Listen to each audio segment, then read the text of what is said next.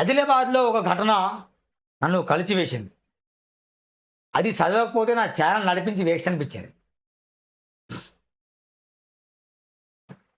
ఇది ఏంది ఇది?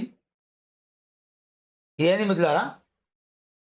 మంత్రి సీతక్క ఇది తాగాలి, రేవంత్ రెడ్డి ఇది తాగాలి, జూపల్లి కృష్ణరావు ఇది తాగాలి, కోలక్ష్మి ఇది తాగాలి, గడెం నాగేష్ ఇది తాగాలి. ఏం తాగాలి? ఇది చారా? ఏంది ఇది? వట్టి వాటర్లో పప్పుకు ఏదో కలర్ వేసినట్టుంది. పప్పు దీంతో మీరు భోజనం చేయాలి, ఒక 5 రోజులు భోజనం చేయాలి.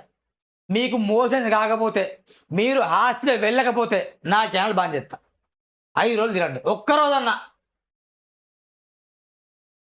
పప్పులా ఉండాలండి, ఏదో పానీయంలా ఉంది, ఏదో కలర్ వేసినట్టుంది.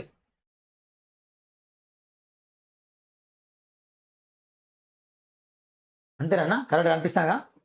గిట్లా ఉంది.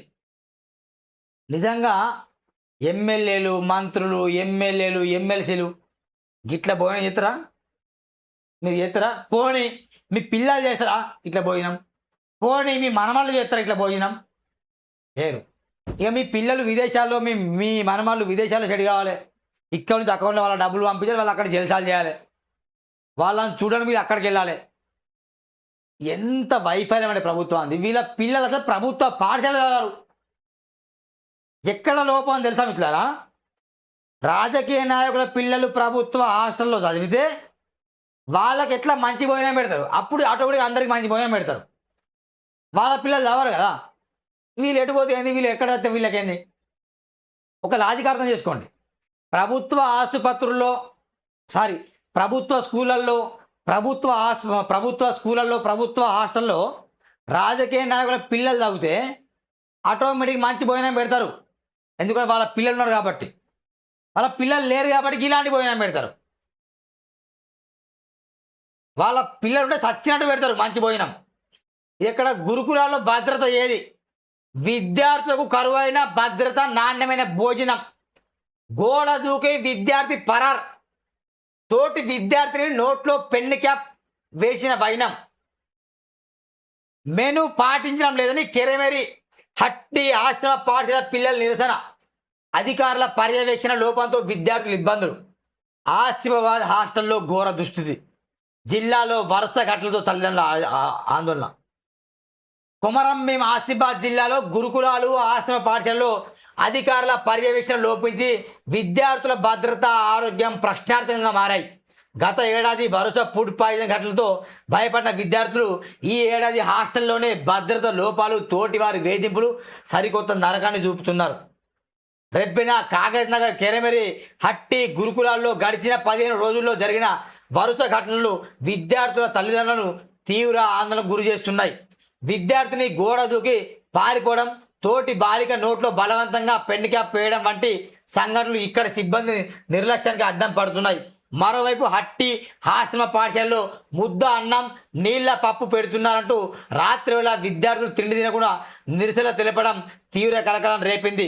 ఇప్పటికైనా ఐటీడీఏ ఉన్నతాధికారులు స్పందించి హాస్టళ్లలో నాణ్యమైన భోజనం అందించడంతో పాటు విద్యార్థులకు పటిష్ట రక్షణ కల్పించాలని సర్వత్రా డిమాండ్ వ్యక్తమవుతుందట.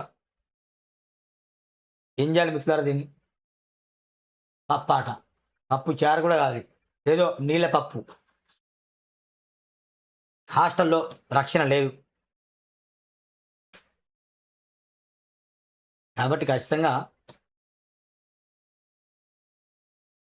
ఈ విషయంలో అధికారుల దృష్టికి తీసుకెళ్ళాలి.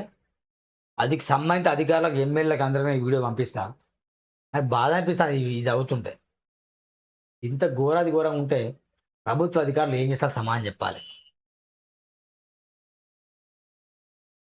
ఈమె కలెక్టర్ నాణ్యమైన విద్య అందించాలట, పాఠశాలను బలోపేతం చేసిన ప్రభుత్వం చర్యలట. కలెక్టర్ కె హరిత జడిపి ఉన్నత పాఠశాల ఆకస్మిక తనిఖీలు. ఇక్కడ తనిఖీ చేస్తే బాగుంటుందిగా, ఈ తనిఖీ ఈడ చేస్తే బాగుంటుంది. ఈ కలెక్టర్ హరిత గారు కొమరంభీం ఆసిఫాబాద్ జిల్లాలో కాగజ్ నగర్ నుండి ఇక్కడ ఆసిఫాబాద్ వెళ్తుంటే మధుర హాస్పిటల్ పక్కనే కాగజ్ నగర్ దాటగానే ఒర్రెబాగును కబ్జా చేసి అని చెప్పేసి కలెక్టర్ కార్యాలయంలో ప్రజావాణి ఫిర్యాదు ఇస్తే అది చింపి డస్ట్బిన్లో పడేసినావు నువ్వు ఇంకా మాటలు మాట్లాడతావు.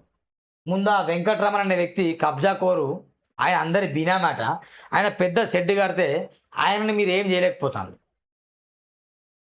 ఎందుకు మరి మీకేమైనా బినామే, లేకపోతే మీకేమైనా ముడుపులు ముడుతున్నాయి సమాధానం చెప్పాలి కలెక్టర్ గారు. రెస్పెక్ట్ ఇస్తున్న కలెక్టర్ గారు దాన్ని కులగొట్టండి. ఒర్రేవారు కబ్జా చేసిండు.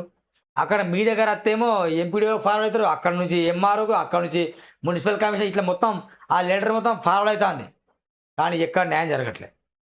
నేను డిమాండ్ చేస్తున్నా కలెక్టర్ గారు, మీరు కొంచెం మంచి పేరుంది కానీ ఆ పేరుని మీరు యూజ్ చేసుకుంటారని ఒకటైతే అర్థమవుతుంది. కాబట్టి మీరు మళ్ళీ తనిఖీలు చేయండి, ఆ షెడ్యూల్ని కూలగొట్టడం నేను డిమాండ్ చేస్తున్నా.